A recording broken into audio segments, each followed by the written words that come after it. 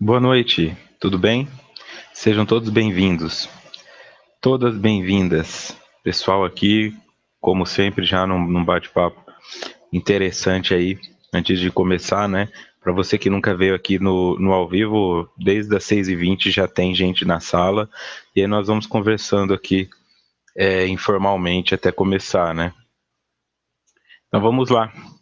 Como de costume, deixar aqui o meu muito obrigado, meu boa noite a vocês que estão acompanhando pela Rádio Amigo Espírita, vocês que acompanham pelo SoundCloud, vocês que estão aí no YouTube, se estiverem agora no YouTube, venham para cá, 18h45 começa, então dá tempo de pegar ainda a sala ao vivo.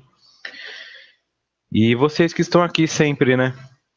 A Janete de Tijucas, em Santa Catarina, a Rosita de Blumenau, o Dom Jorge de Guapimirim, no Rio de Janeiro, Socorro de Paulista, em Pernambuco, a Janaína de Campina Grande, na Paraíba, a Áurea de Paraipaba, no Ceará, hoje o Nordeste bem representado, a Silvana de Jundiaí, São Paulo, o Elson de Miguel Pereira, no Rio de Janeiro, a Marley de Curitiba, a Lari, lá de Araçatuba também, cidade muito querida, a Cristina de São Mateus, no Espírito Santo, o André Luiz de Campo Grande.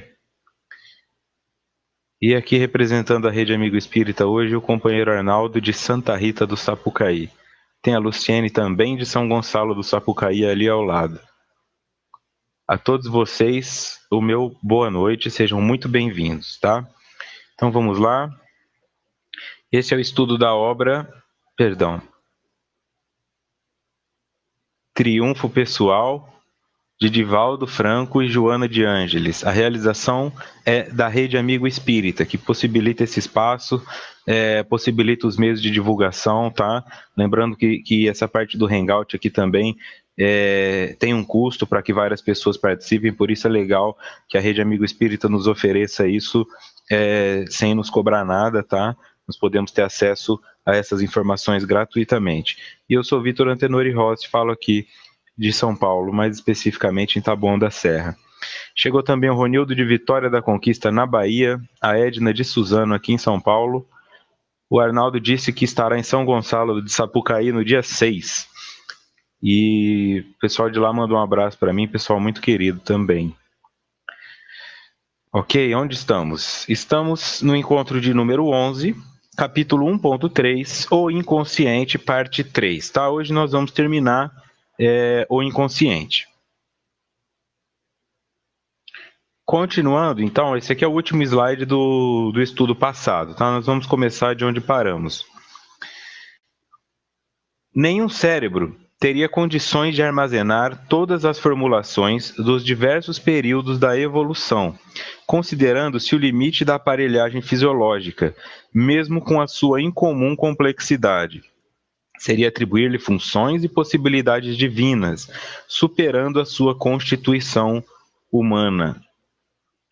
Por que Joana e Divaldo colocam isso, né? Para começar a traçar um ponto de discordância com a teoria junguiana, tá?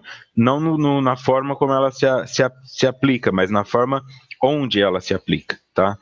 Porque eles começam a trazer que essa questão que o Jung traz de inconsciente coletivo precisaria ter um registro cerebral, né? Precisaria ter um registro que o cérebro fosse capaz de absorver esse inconsciente coletivo, que fossem memórias arquetípicas, mas eles colocam então que não é possível que um cérebro humano execute todas essas informações desde os ancestrais primórdios, né? Desde o início.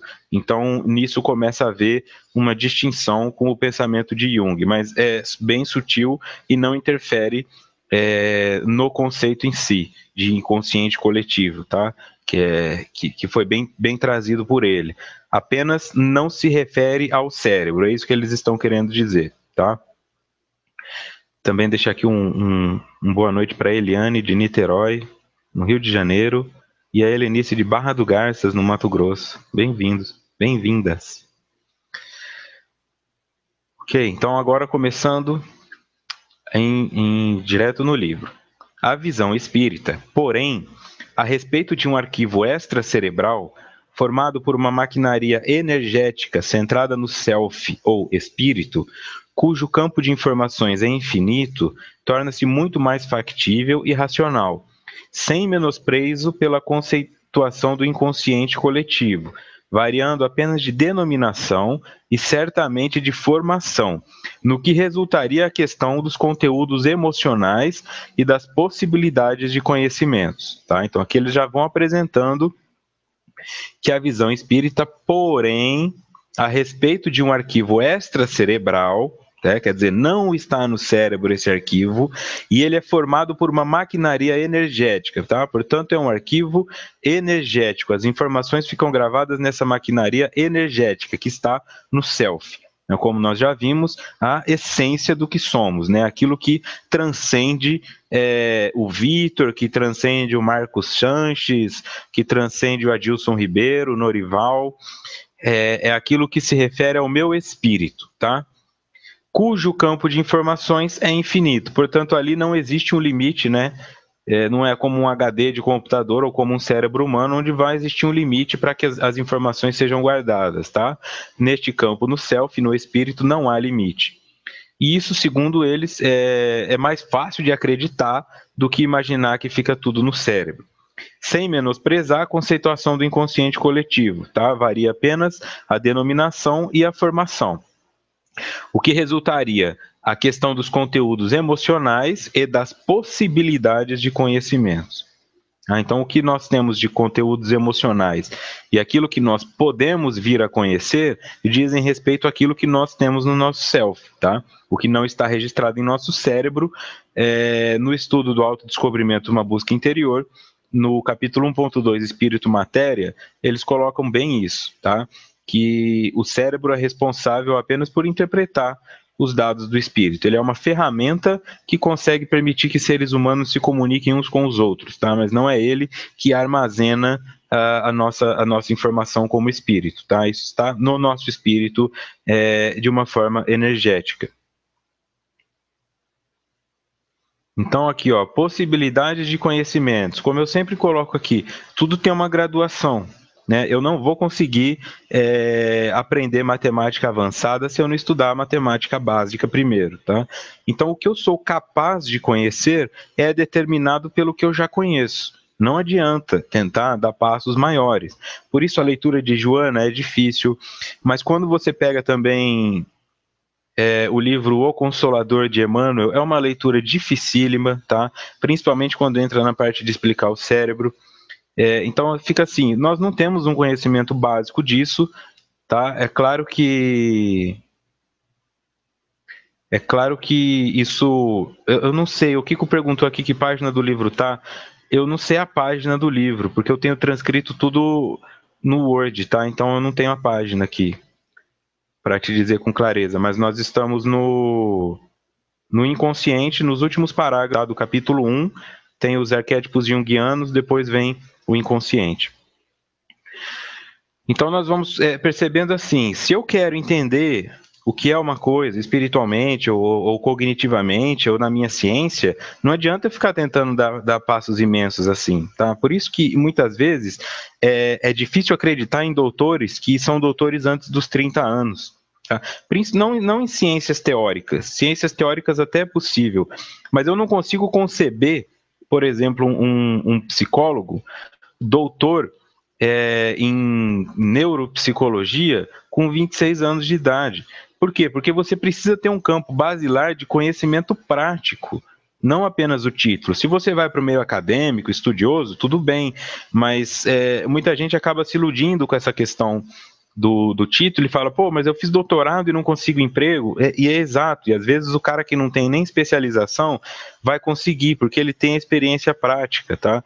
Então não adianta eu querer ser alguma coisa, PhD até os 30 anos, porque isso é só um título emblemático, é só um título acadêmico. Na prática, eu não sou PhD em alguma coisa só com 10 anos de experiência naquilo. Eu preciso de muito tempo para começar a ter. Então, eu aprendo alguma coisa, essa coisa me traz novas dúvidas, essas novas dúvidas me levam a buscar esse novo conhecimento, e quando eu percebo, eu estou mais aprofundado. Tá? Por isso é sugerido sempre para quem para quem está começando na doutrina espírita, começa pelo Livro dos Espíritos, depois vai para o Evangelho, dá uma lida no Nosso Lar, mas não vai direto, por exemplo, na Gênese, porque vai ficar pesado, vai parecer que é muito difícil, não vai direto no Livro dos Médiuns, né?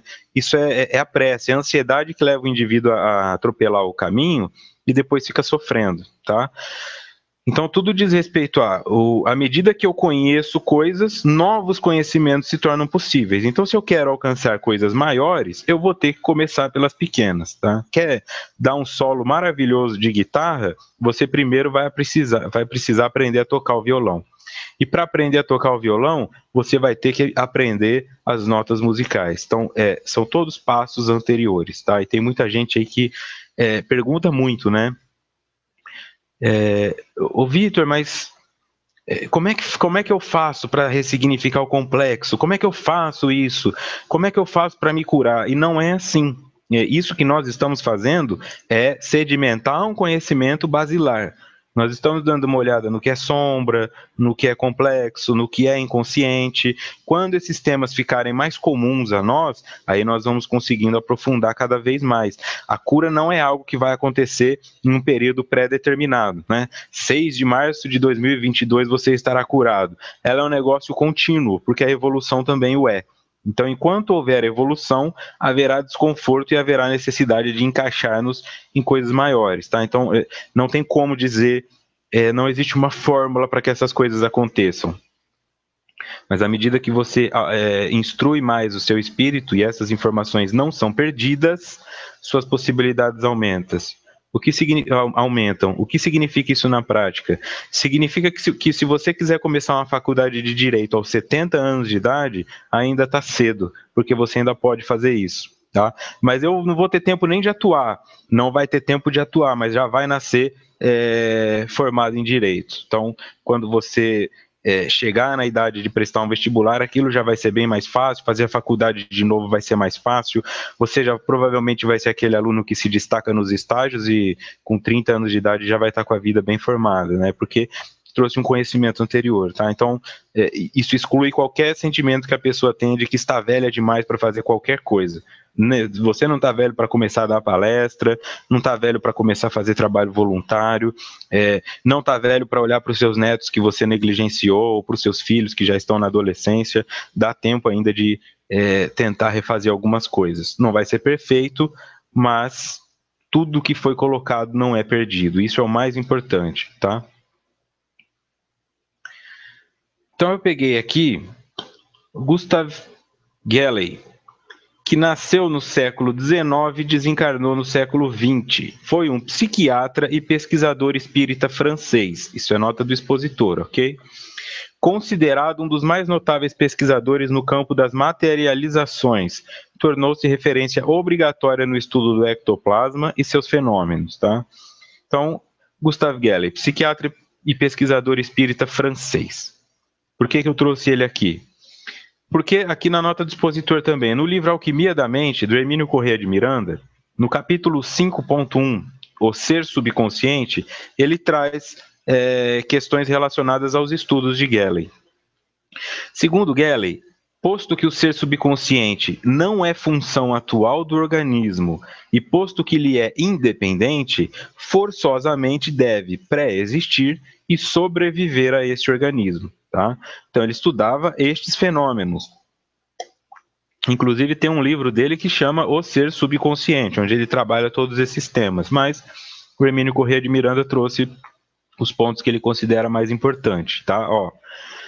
Posto que o ser subconsciente seria esse, né? O que Gelley colocou como importante é que essa divisão trazida pela psicanálise, depois trazida também por novos conceitos de que existe um inconsciente e que existe o consciente, pode dar a impressão a algumas pessoas de que são duas entidades diferentes, o que poderia conduzir algumas a pensar inclusive em transtornos de personalidade, né, de múltipla personalidade. Então, quer dizer, meu inconsciente é uma coisa que eu não tenho acesso, então assim, ele não é algo que exista para mim, Ele atua, mas se eu não consigo enxergá-lo, é como se isso fosse outra pessoa dentro de mim. E o meu consciente, então, é uma pessoa que eu tenho consciência. Então, ele traz esse ser subconsciente, tá? Unindo as duas polaridades, entendendo que nós somos seres subconscientes, tá? Estamos sempre um limiar abaixo da consciência, atuando com conteúdos abaixo de nós e conteúdos acima conscientes, mas que nós é que transitamos por todos eles. Não tem uma chave que liga um ou outro. Deixa eu só colocar aqui. A Eliane Cruz coloca: está estimulando-me a fazer psicologia, apesar da minha idade. Então, não vou desestimulá-la, né? Como eu coloco, eu não sei qual é a idade da Eliane, mas quando eu dava aula lá em Fernandópolis, no curso de psicologia, tinha uma professora que já era aposentada, já tinha feito toda a carreira dela trabalhando como professora, já estava dos 60, mais chegando perto dos 70 ali, e estava no quarto ano, não era a pior aluna da sala, tá? Fazia comentários extremamente pertinentes, levava com seriedade as coisas, mas estava lá, né? Melhor do que alguns de 20, 21 que estavam completamente desinteressados.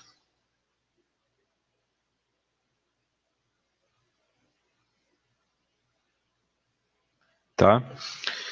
Então, nós seríamos esse ser subconsciente, tá? Então, ó, não é função atual do organismo e, posto que ele é independente, forçosamente deve pré-existir e sobreviver a esse organismo, tá? Então, o ser subconsciente, isso que nós somos, apesar do organismo, deve existir antes do corpo físico e deve continuar existindo após o corpo físico, né? Entendendo isso como um corpo espiritual, este ser subconsciente que ultrapassa o corpo físico.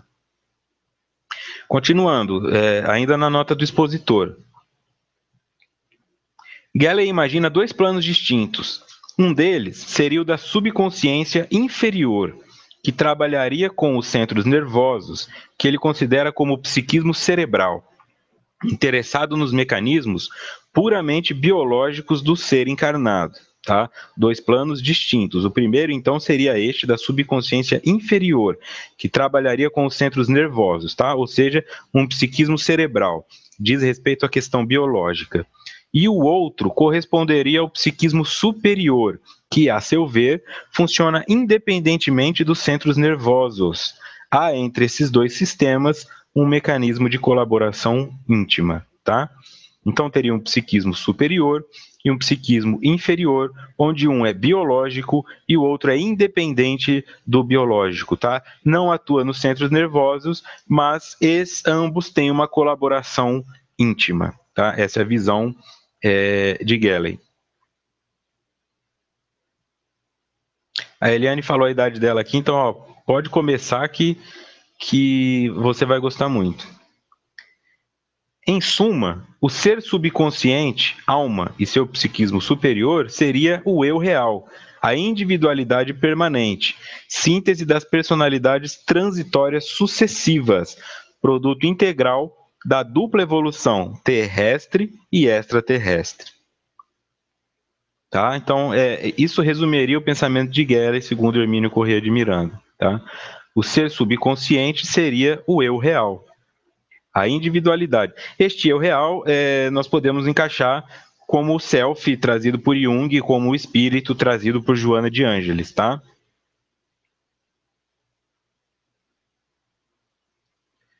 Síntese das personalidades, ou seja, seria uma síntese, seria um aglomerado, mas não um resumo, né? Mas seria uma junção, uma assimilação das personalidades transitórias sucessivas, produto integral da dupla evolução terrestre e extraterrestre. Terrestre, o que acontece na Terra, e extraterrestre, o que não acontece na Terra, né? Que acontece em planos superiores, espirituais, outros planetas, independe, mas que não diz respeito à encarnação. Então, estas personalidades transitórias, que o Vitor é uma coisa, depois eu posso ser Pedro na próxima, depois eu posso ser Laura na outra, não necessariamente eu vou ser a mesma coisa, porque existem pontos que precisam ser trabalhados. Eu continuo mantendo os meus conhecimentos, eu continuo mantendo as minhas tendências, mas algumas habilidades são bloqueadas e outras são liberadas. Então isso pode influenciar naturalmente na minha personalidade, que nada mais é do que o produto do caráter e do temperamento, tá? O temperamento é algo que não pode ser modificado e é inato. Eu nasço com aquele temperamento. E o caráter é algo que é modificado de acordo com os novos valores que eu vou assimilando, tá? Eu posso nascer mau caráter e tornar-me bom caráter e vice-versa. Mas o meu temperamento, este vai se manter igual até que eu desencarne. Quando eu junto o meu temperamento com o meu caráter, aí eu tenho a minha personalidade, tá? E essa personalidade, naturalmente, como tem uma variável que pode se modificar, que é o caráter, ela também pode se modificar. Então, eu, Vitor, sou isso aqui, que estou dando esse estudo, estou aqui em Taboão da Serra dando esse estudo, porque eu tive a minha história específica. Talvez se eu tivesse nascido no pé de uma favela ou numa cobertura em Los Angeles, talvez agora eu estivesse fazendo outras coisas, tá? Maiores, menores, mais fúteis ou mais intensivas do que essa aqui. Mas nossas encarnações, então, nós temos personalidades diferentes, porque o meio influencia quem vamos ser, com tendências naturais inatas nossas, mas algumas vêm bloqueadas e outras vêm estimuladas para que nós venhamos a crescer, e aí a soma disso tudo, essa síntese define o ser subconsciente, tá? Ou o self, ou o espírito, como cada um quiser entender.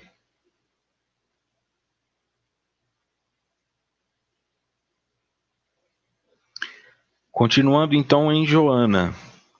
Exteriorizados pelo inconsciente através dos sutis mecanismos cerebrais, essas ocorrências ressurgem como complexos quando possuem conteúdo perturbador, efeitos naturais das ações morais iníquas que as soberanas leis de causa e efeito impõem ao espírito, como necessidade de reparação e de reeducação. Exteriorizados pelo inconsciente. Através dos sutis mecanismos cerebrais, estas ocorrências ressurgem como complexos, tá? Então, o inconsciente está lá guardando essas informações e ele vai colocá-las para fora. Como ele as coloca para fora? Através de sutis mecanismos cerebrais e elas ressurgem como complexos quando possuem conteúdo perturbador. Efeitos naturais das ações morais iníquas que as soberanas leis de causa e efeito impõem ao espírito como necessidade de reparação e de reeducação. Portanto, eles já estão trazendo essa informação de que o objetivo dos complexos é nos ajudar a crescer. Por quê? Porque o complexo é formado por uma associação de situações que têm uma carga emocional muito forte, como nós já vimos. Então, se eu matei, se eu furtei, se eu estuprei, se eu fui estuprado, tudo isso aí está envolvido, tudo isso gerou em mim um complexo, tá? E este complexo está registrado, tem uma manifestação que está no meu inconsciente pessoal, tá? Então, quando alguma coisa acontece que me leva naquela direção, eu vou desenvolvendo um medo, né? Uma fobia não específica, ou uma fobia específica, uma crença irracional. Nunca fui assaltado, mas morro de medo de ser assaltado. Nunca me afoguei numa piscina, mas morro de medo de água. Nunca uma barata cortou fora a minha cabeça, mas eu morro de medo de barata. Então, o que acontece nisso aí? Tem razão para ser? Não, não tem razão para ser. Mas existe, né? E muitas pessoas não entendem isso, né? Viram para um depressivo e falam, você tá aí porque você é preguiçoso, sai daí, vai fazer alguma coisa, vai caminhar no parque. O rapaz tá com a garota lá que tem seus complexos na área da sexualidade, né? Você tem que relaxar, vai ser legal e tal. Não é por aí. Tá? Se um complexo se formou, é porque um conteúdo emocional muito forte foi instaurado ali, e isso é uma manifestação do inconsciente para que se torne consciente. Tá? Então, eu começando a perceber como um complexo atua, ele fica consciente. Ficando consciente, eu passo a ter um domínio maior sobre ele. Quando esse conteúdo é elaborado, ressignificado, e ele não me influencia negativamente, aí isso volta para o meu inconsciente, porque eu não preciso mais ficar olhando para isso. Tá?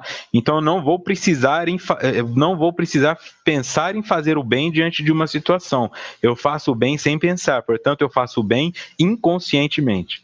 E as pessoas começam a chegar em você e falar: nossa, que trabalho maravilhoso você fez, foi muito legal o que você falou com a menina lá, o que você tem feito está ajudando muita gente. E o indivíduo pensa: mas eu não vejo que eu estou fazendo alguma coisa que possa ajudar os outros.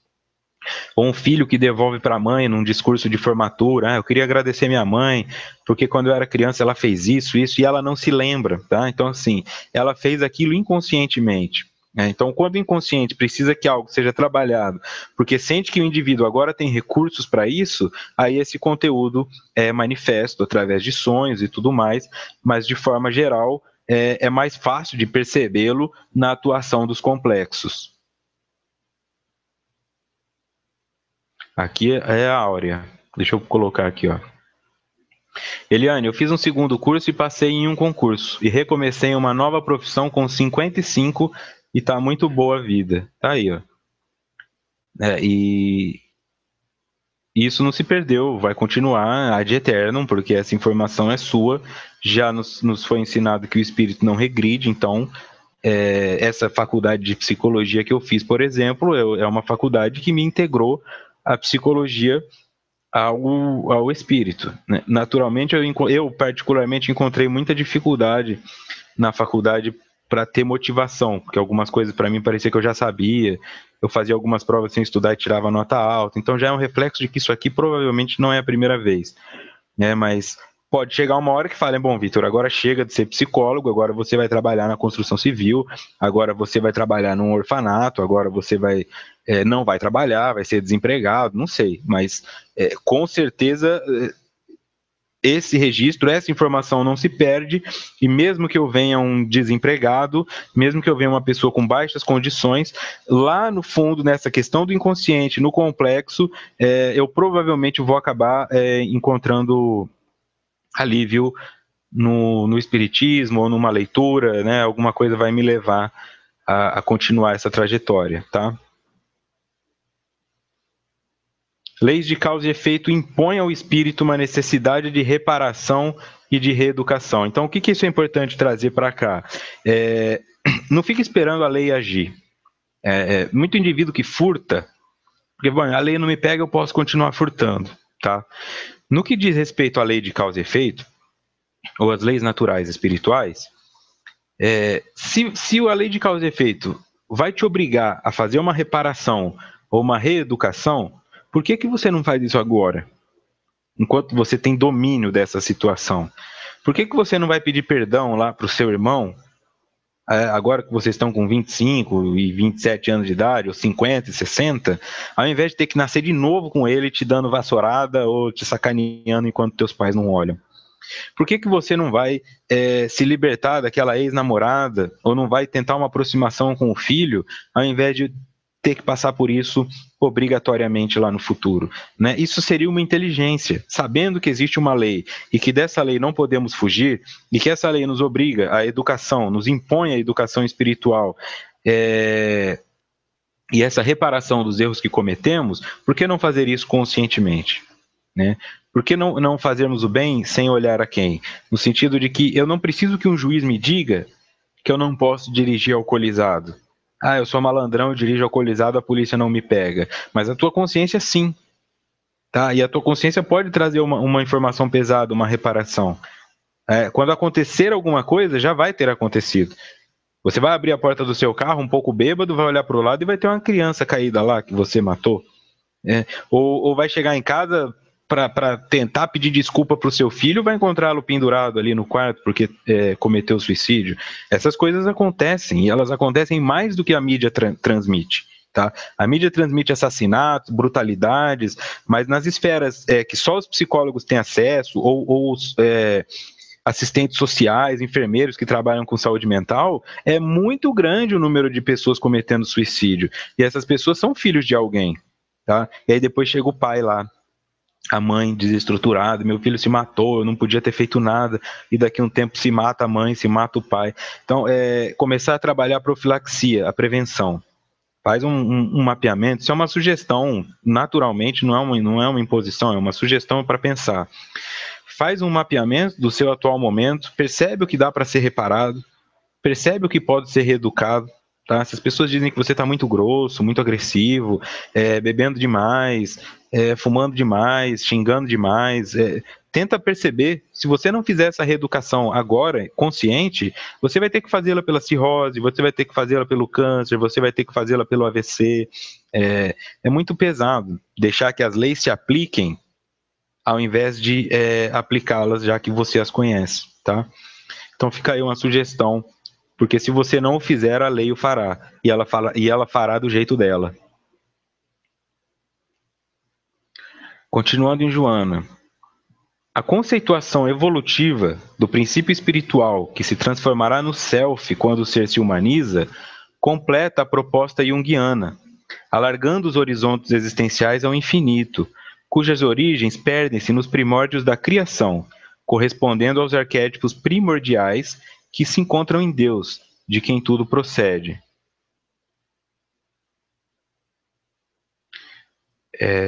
Vamos lá. O Arnaldo pergunta, ou comenta: quando adiamos as reparações, geralmente encontraremos condições de realizá-las mais dificultosas, sobrecarregados de culpa e remorso. Além dessas questões dificultosas, eu ainda associo as questões físicas, né? Porque o indivíduo pode vir sem o dinheiro que tem hoje, pode vir com alguma deficiência física, mental, pode vir com alguma complicação maior. Então, é difícil parar de fumar com 40 anos? Eu sei que é difícil, mas você já imaginou nascer e ser uma criança que está com asma, que está com bronquite, que não pode jogar bola, que não pode fazer nada porque está excluída naturalmente? Já vai associar a isso um processo depressivo pelo isolamento. Então tem que pensar assim nessas esferas maiores, né? Quem não quer sofrer tanto na vida que virá pela frente.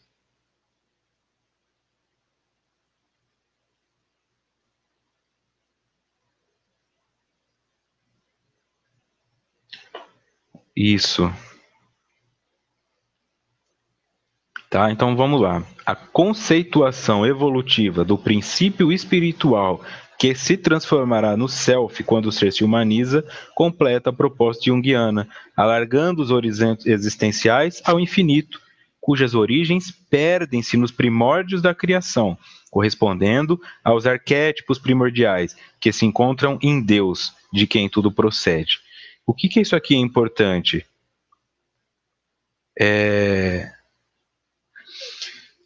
Se nós somos parte de uma criação de Deus, é natural que existam coisas dele em nós. Então, estes arquétipos primordiais que jazem no divino são essas informações naturais que temos. Ali no Livro dos Espíritos, Kardec pergunta, né, o que explica que essas tribos aborígenes, ou esses seres que não têm condições de compreender intelectualmente, sentem lá no seu íntimo que existe um poder superior. Tá? Ele pode não entender Deus como nós compreendemos, mas ele enxerga a lua, enxerga a chuva, enxerga a onça, e aí os espíritos colocam que isso é natural, que todos trazem essa informação. Por quê? Tá aqui, ó, porque é um arquétipo primordial, é um arquétipo que vem de Deus, tá? Como se fosse uma herança genética. Deus nos criou, então naturalmente existe coisas dele em nós. Tá? Fazemos parte deste conteúdo, dividimos esse conteúdo, então é natural que algumas coisas já sejam inatas, mesmo para o indivíduo mais homem das cavernas ali. Paulo Fernando. Conteúdo perturbador pode ser também considerado como ação moral superior? Isso para mim não ficou muito claro, Paulo. Se você puder reformular, eu não entendi assim, em que ponto a sua pergunta está atuando, tá? Pedi para você reformular e você reformulando eu volto.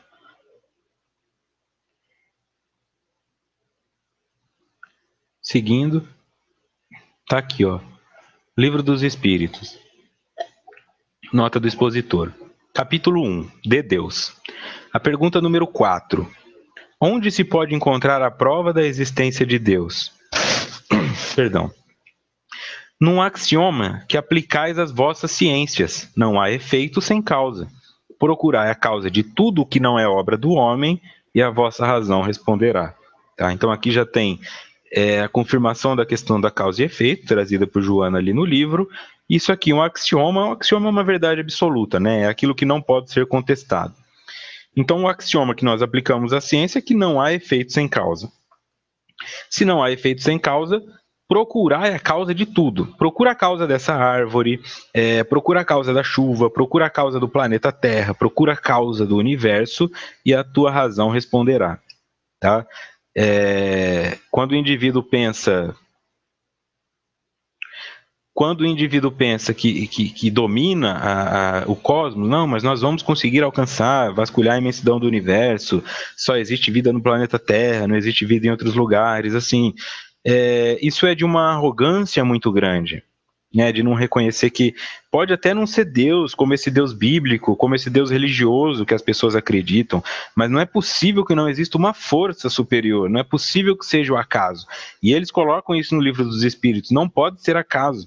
E se for inteligente, não pode ser acaso, tá? O acaso não tem poder de criar coisas tão perfeitas, e se tiver uma inteligência mínima, já não é acaso. Então fica colocado dessa forma, tá?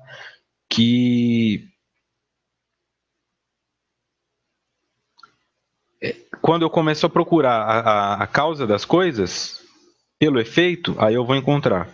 Tá? Então, se nós somos criaturas e o universo são criações de Deus, é natural que pelos meus problemas, que são os efeitos, eu chegue à causa que sou eu, o Criador. Tá? Deus é o criador do universo, mas eu, Vitor, sou o criador da minha obesidade, eu sou o criador da minha hipertensão, eu sou o criador da minha solidão, e eu preciso fazer a avaliação desses efeitos. Qual é o efeito? Ninguém gosta de mim. Qual é a causa? Eu. Não tem como ser outra coisa, tá? Porque é um axioma. Então, qualquer sofrimento que você esteja passando, ele tem que ser avaliado tomando você como causa. E isso vai te ajudar muito a sair dele mais rápido, porque enquanto você estiver procurando a causa fora de si mesmo, você não vai encontrá-la, né? Vai ficar como uma ilusão. Ou como aquele cachorro correndo atrás de um carro. Quando encontrar, não sabe o que fazer.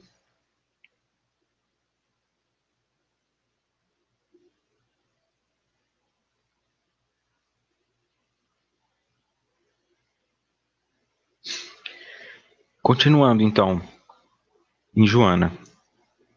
Graças a esses arquivos extracerebrais, os espíritos encontram os elementos que lhes facilitam as comunicações, por oferecer-lhes o material hábil para a decodificação do seu pensamento através dos neurônios e de alguns chakras, especialmente do coronário. Tá? Então, estes arquivos extracerebrais, ou seja, aqueles que não estão no cérebro, os espíritos encontram os elementos que lhes facilitam as comunicações, por oferecer-lhes o material hábil para a decodificação do seu pensamento, através dos neurônios e de alguns chakras, especialmente do coronário. Tá? Então, essa facilidade que nós temos de nos comunicar com o outro, de nos manifestar com o outro, diz respeito a estes arquivos que estão extracerebrais, que são trazidos para o nosso espírito. Tá? Então, naturalmente, isso vai nos facilitando. E o nosso cérebro ajuda nessa decodificação a transformar essa imagem em uma palavra de acordo com o local em que nascemos.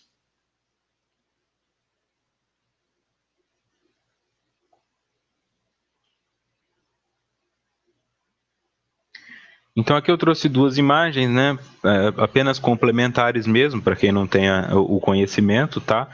Quando ela fala dos chakras, principalmente o coronário, está falando aqui na primeira figura do sétimo, tá? E aqui na figura ao lado do que está em cima, tá? Chakra coronário, glândula pineal ou epífise, consciência do espírito, tá? Esse seria o chakra que nos liga ao sublime, tá? O primeiro chakra básico, relacionado aqui, ó, glândulas suprarrenais, absorção de energia telúrica, ele está mais relacionado com essa energia vital, né? Essa energia sexual, essa energia que alguns chamam de Kundalini, que nos mantém presos, assim, né? É o mais material dos chakras, tá? E depois o coronário é o chakra menos material, o chakra mais espiritualizado, tá? Deve haver uma transferência positiva de energia entre os chakras, tá? Com energia que chega do alto, deve ser capaz de chegar lá no primeiro chakra, esse seria um ser integrado. Mas a maioria dos indivíduos, nós no caso, temos alguns bloqueios, alguns adoecimentos em determinados chakras e por isso a energia não flui com clareza, tá? Então, se nós pegamos, por exemplo, esse chakra básico ligado à energia sexual, nós vamos entender por que que o meu pensamento me fala, né? Vem lá do coronário, assim, de uma ligação espiritual. Você tem que manter uma estabilidade sexual, você não precisa se perder no sexo. Eu tenho isso conscientemente, mas é como se essa informação não chegasse no chakra básico, na região genital. E aí o indivíduo se pega lá, traindo a esposa, envolvido em um monte de orgias e manifestações carnais, aí desenvolve doenças e tudo mais, gravidez indesejada, e pensa, pô, mas eu não queria fazer isso. E é justamente por isso, porque não está havendo uma conexão limpa da espiritualidade do superior com o nosso básico, tá? Então aí depois, quem quiser, lembrando que esses materiais ficam todos lá na minha página no Facebook, tá? Vocês podem baixar esse material para quem quiser dar uma olhada melhor aí.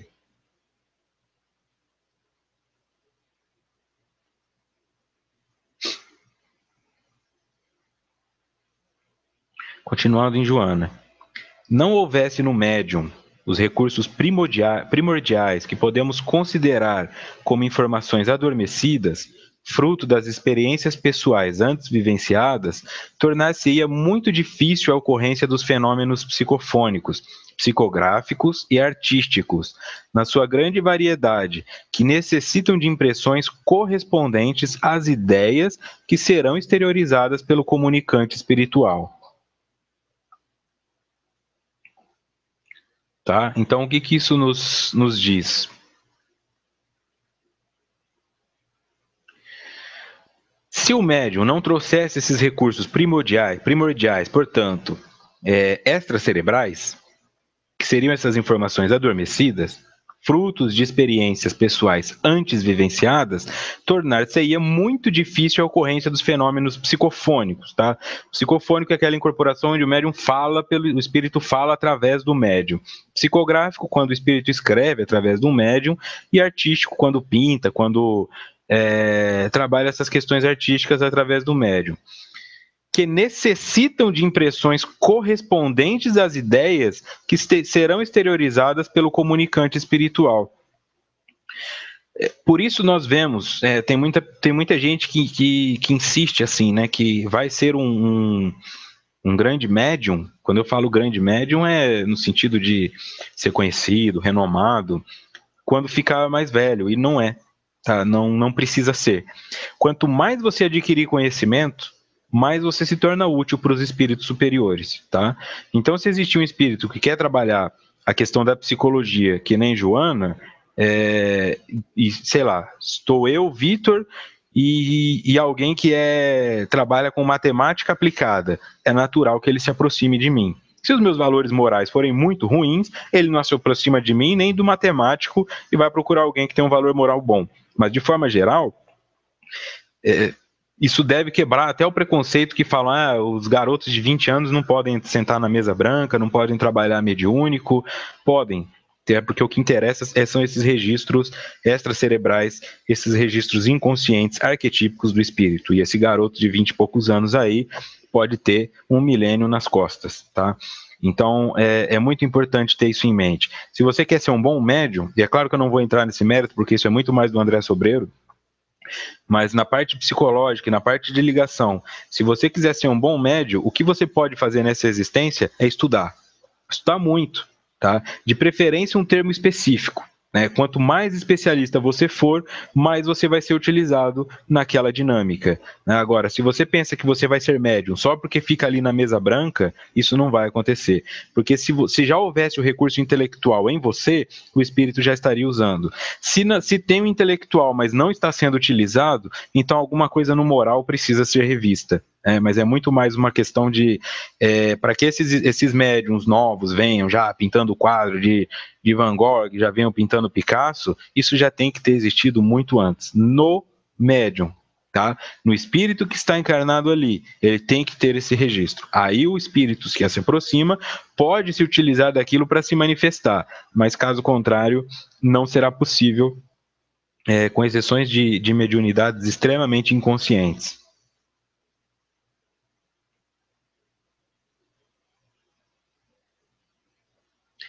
Voltando ao livro. Da mesma forma, no que diz respeito aos fenômenos mediúnicos e anímicos de xenoglossia e glossolalia, nos quais a memória espiritual libera os idiomas que foram antes conhecidos ou retornam sob o estímulo das entidades espirituais, defrontamos o inconsciente como de natureza transcendental. Então, eu vou dar um passo à frente aqui, tá? Primeiro, a questão do animismo. São fenômenos naturais do psiquismo. Isso aqui é da FEB, tá? Do site da FEB, nota do expositor. São fenômenos naturais do psiquismo humano, classificados pela doutrina espírita em duas categorias básicas: os mediúnicos e os anímicos, do grego ânima, alma, tá? Que não tem relação com a ânima de Jung, tá? Os primeiros são intermediados pelos médiuns, os segundos, mais propriamente denominados de emancipação da alma pela codificação espírita, são produzidos pelo próprio espírito do encarnado. Tá? Então, aqui, ó, os fenômenos mediúnicos e os fenômenos anímicos. Existe muito... Olha, eu vou compartilhar isso aqui porque... para não falarem que eu estou defendendo porque eu sou mais novo. Aqui, o Adilson Ribeiro. Aqui em Pinhal estou aprendendo muito com um médium de 26 anos. E detalhe, eu tenho 64. Então, o mérito é todo seu de ter a humildade de reconhecer que ali pode ter um espírito com bem mais de 64 anos, que com certeza, né, apesar dos 26 anos dele, também está aprendendo muito com o senhor. Não tenho dúvida disso. Tá? Então, esses fenômenos que seriam os ditos anímicos são aqueles feitos por mim. Não é um espírito, tá? Não é a mediunidade, tá? Sou eu fazendo. E existe muito preconceito com isso na casa espírita. Né? Vai para uma sessão mediúnica, aí os médiuns se entreolham assim, isso aí é animismo, não tem espírito nenhum aí não, rapaz, isso aí é você fazendo. Gente, como é que não tem espírito nenhum ali? É o cara. Se eu estiver manifestando um fenômeno anímico na mesa, tudo bem, por mais absurdo, por mais caótico, por mais ridículo que possa parecer, é o meu espírito falando. Por que eu não preciso de ajuda? Né? Eu tenho que estar desencarnado para receber auxílio? Ah, não, você está encarnado, você não é espírito. Não, independente de ser anímico ou mediúnico, tem que haver um olhar sobre aquilo. Tem um adoecimento, tem algo que precisa ser manifesto, tem algo que precisa ser reeducado. Né? Então eu desaprovo particularmente muito dessas condutas assim de ridicularizar os fenômenos anímicos e culpar os médiuns por isso. Né? Ah, não chama mais esse cara não, ele quer chamar atenção. Mas se ele quer chamar atenção é porque alguma coisa está doendo dentro dele. Mas tem que esperar o cara desencarnar para ele ser trazido para ser ajudado, né? Quando na verdade dentro de cada médium tem um espírito que está aqui para crescer. Mas isso é muito comum em médiums que se veem como curadores, missionários, né? Minha mediunidade é para curar os espíritos sofredores. E se esquecem que dentro dos encarnados também existem espíritos sofredores, inclusive ali ao lado, sentado assistindo palestra, ou na mesa mediúnica, ou na vibração. Tá? Então, tomar cuidado com isso aí.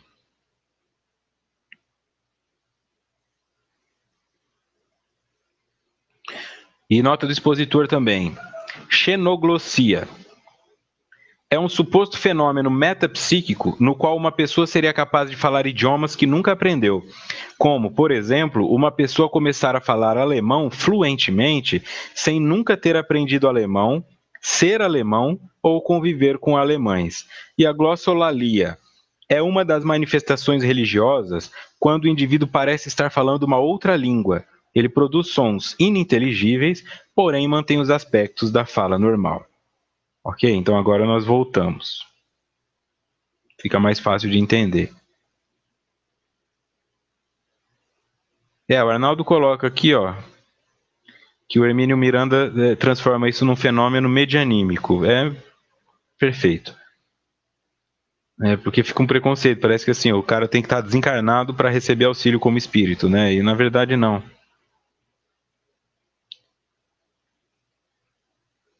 Silvana deu um susto aqui, falou tuberculose, eu falei, ué, esse teu corretor aí tá te sabotando bastante, viu, Silvana? Outro dia também eu não lembro.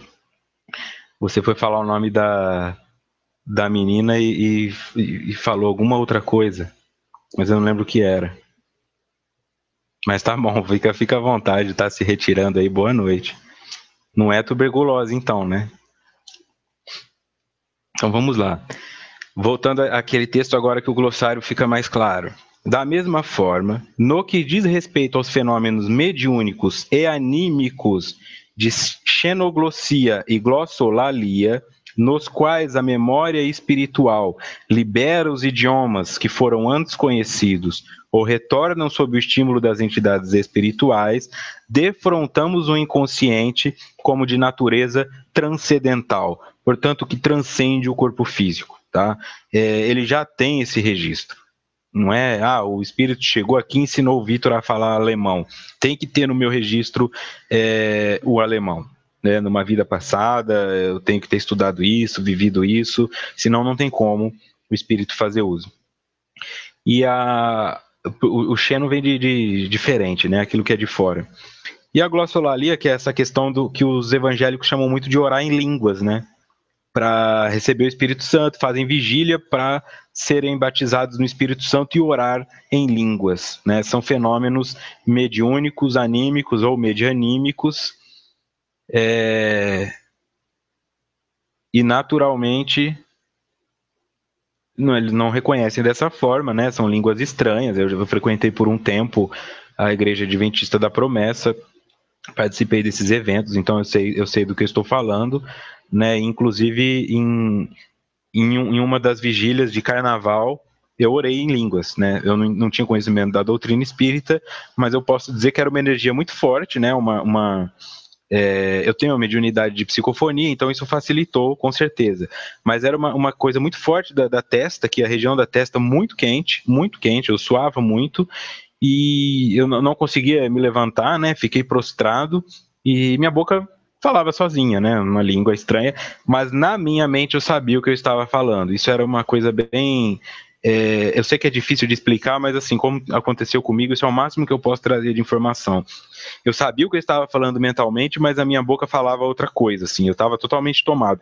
Parecia que existiam várias pessoas me segurando, mas era bom, era muito bom, era uma energia fantástica, assim, era uma coisa sensacional. E então este fenômeno é um fenômeno medianímico, né, mediúnico, e hoje eu vejo isso, hoje é mais claro, tá? Existem também espíritos zombeteiros fazendo, com certeza, não há dúvida que existem espíritos querendo ridicularizar as crenças das pessoas. Aqui. A Helenice pergunta: por que notamos muito nas pessoas que buscam fazer faculdade, elas se afastam mais da doutrina? Eu não sei se elas se afastam da doutrina pela faculdade, porque depende muito da faculdade. A faculdade por si só exige muita leitura, então é difícil conciliar a leitura que a faculdade exige com a leitura que a doutrina exige, né? Não dá para também você ser um espírita só assistindo palestra, você tem que aprofundar em alguns temas, tem que ler um livro por conta própria. Agora, se o professor passou um livro, você tem 10 professores, os 10 passaram um livro, mais resenha, mais trabalho, aí você fica sem escolher, né? Você também precisa ter o teu lazer, precisa namorar, precisa sair com os amigos, curtir a parte da faculdade, o lado social também. Então acaba que é mais nesse sentido. Não sobra muito tempo para o indivíduo estudar. E hoje em dia pior ainda, porque as pessoas trabalham até às 18 horas e às 19h30 já estão lá na faculdade, né? Então é mais nesse sentido. No que diz respeito a faculdades de humanas, a mente vai se modificando mesmo, né? Os psicólogos, faculdade de psicologia, eles tentam muito tirar essa questão da religião. A faculdade de história nem se fala, porque vai para um contexto político muito voltado para os principais pensadores que eram ateístas. Mas, em compensação, as áreas da saúde já unem mais as pessoas à parte religiosa, porque elas estão o tempo todo em contato com a loucura, com a morte, com a doença. Então é relativo. A meu ver, é mais essa incapacidade de conciliar o estudo da doutrina com o estudo acadêmico que leva as pessoas a se afastarem um pouco. E quando tem provas, elas ficam a semana inteira estudando, não vão em palestra, e é isso mesmo que afasta a mocidade. E os que são mais novos, né, 14, 15 anos, estão ali com toda a pressão de prestar vestibular. E diferente, e isso é importante, diferente de outras religiões, onde o indivíduo só tem que ir e ouvir a pessoa que está fazendo a pregação e tal, e beleza, tá legal, o Espiritismo exige que você leia, no mínimo, 5 livros de Kardec para começar, e não é uma leitura fácil. Então, um adolescente de 15 anos, ele já tem que ser um espírito que traz essa bagagem para que ele se identifique com o Espiritismo, senão fica pesado mesmo, tá? Por isso é difícil manter mocidade em casa espírita, comparado com outras religiões que têm mocidades completamente atuantes.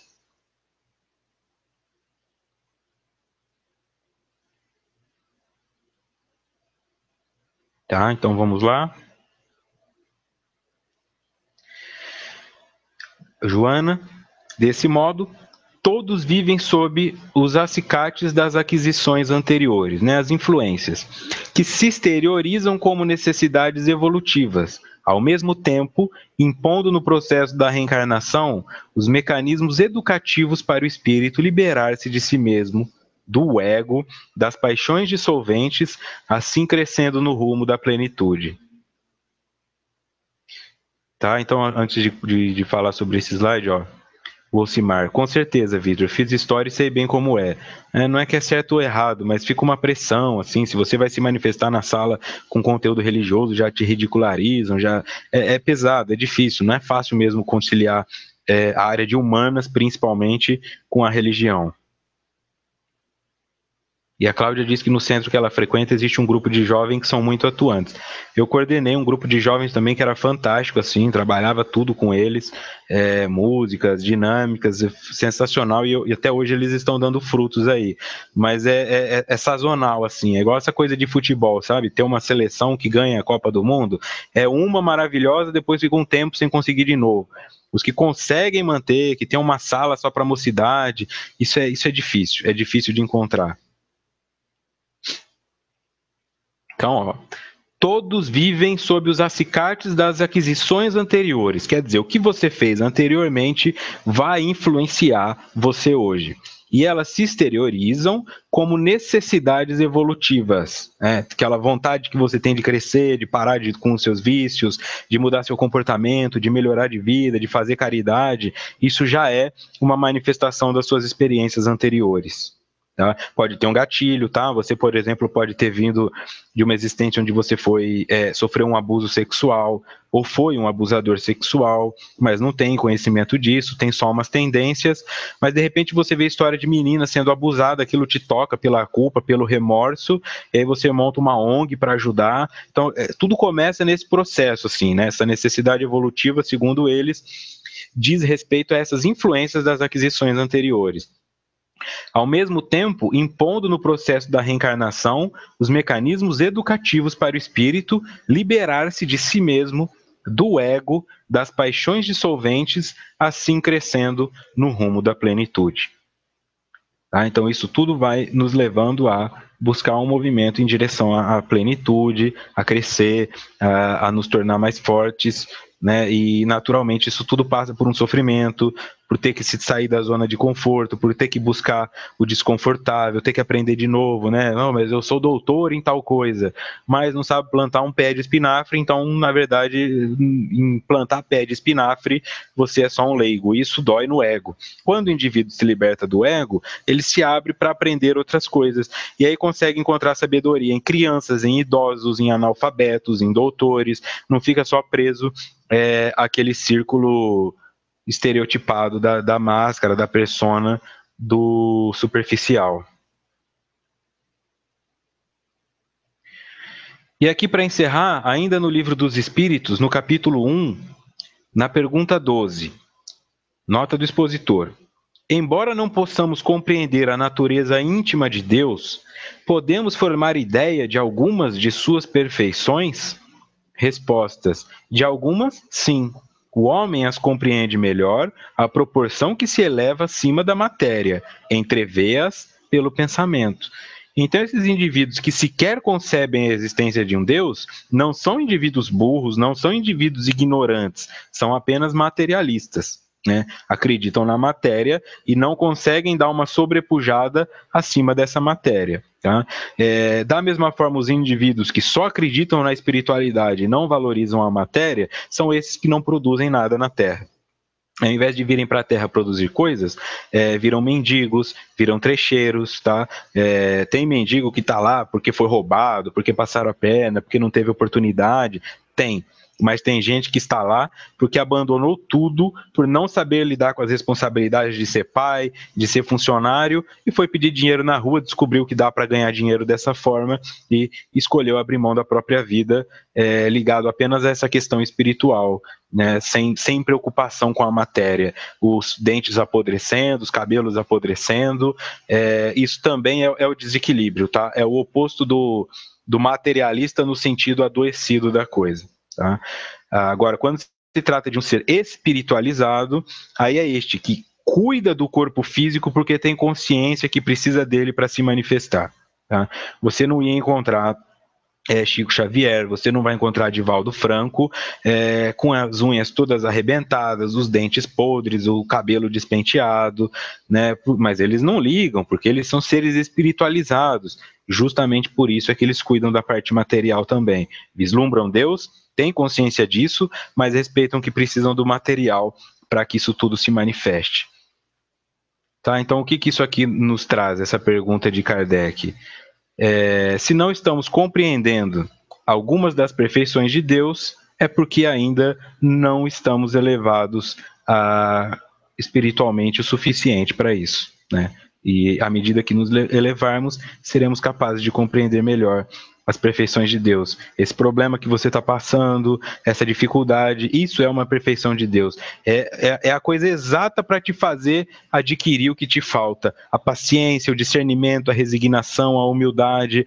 Mas enquanto você enxergar isso como uma ofensa, você enxergar isso como azar, você enxergar isso como vítima, não vai haver crescimento, porque você não está enxergando Deus nisso, está enxergando só o próprio ego. Isso seria uma fuga. Essas pessoas realmente são fugitivas da responsabilidade. Ok? Próximo encontro, então, dia 12/8, tá? Semana que vem não tem o estudo, como eu já disse, eu estarei fazendo palestra aqui em Taboão da Serra sobre ansiedade, então eu volto só no dia 12/8. E aí começaremos o capítulo 1.4, O Alvorecer da Consciência, parte 1.